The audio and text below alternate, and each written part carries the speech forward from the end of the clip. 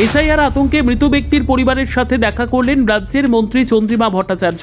রবিবার দুপুরে বহরমপুরের 21 নম্বর ওয়ার্ডের এসআইআর আতঙ্কে মৃত তারক সাহার বাড়িতে দেখা করতে গেলেন মন্ত্রী চন্দ্রিমা ভট্টাচার্য। এদিন তিনি মৃত তারক সাহার পরিবারের সাথে দেখা করে তাদের পরিবারের পাশে দাঁড়ানোর বার্তা দিলেন।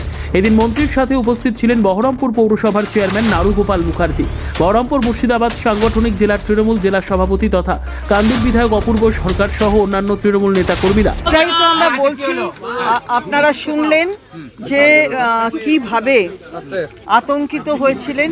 2002-এর লিস্টে নাম নেই বলে, তারপরে তাদের মা বাবারও নাম নেই, এই ধরনের চারিদিকে শুনছেন, শুনে আতঙ্কিত হয়েছেন, ভাবছেন এখান থেকে বিতাড়িত করে দেবে, বাংলাদেশে পাঠিয়ে দেবে।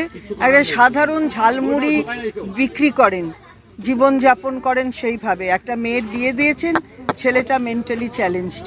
তো সেইখানে দাঁড়িয়ে এই পরিবার, স্ত্রীও পরিচারিকার কাজ করেন, এদিকে ওদিকে কাজ করেন, মুড়ি বিক্রি করেন, ভদ্রলোক মুড়ি বিক্রি করেন। তো এই আতঙ্কে স্ত্রী বোধহয় বাজারে গিয়েছিলেন, সেই বাজার থেকে ফিরে দেখেন যে স্বামী একটা গাছেতে তিনি ঝুলছে। তো কি মর্মান্তিক একটা অবস্থা তৈরি করে দিয়েছে যে কোনো মানে হয় না, কিন্তু এরকমভাবে আতঙ্ক ছড়ানোর কোনো মানে হয় না। সেই কি বলবো আমি, মানে বলার, তাদের সমবেদনা জানানো আমাদের ভাষা নেই, কিন্তু আমরা আছি তাদের সঙ্গে।